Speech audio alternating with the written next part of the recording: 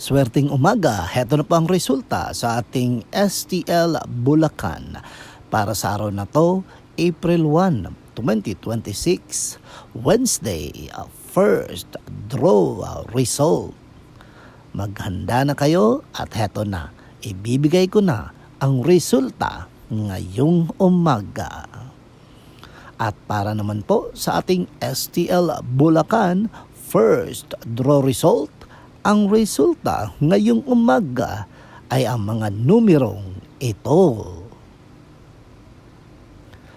Paalala lang mga ka-STL, ang tubig ay buhay, kaya wag nating sayangin ito at lalong-lalo na summer na at mahal na ang singil sa tubig. Okay? Mag-ingat kayo palagi. Don't forget to subscribe, Purple Green TV.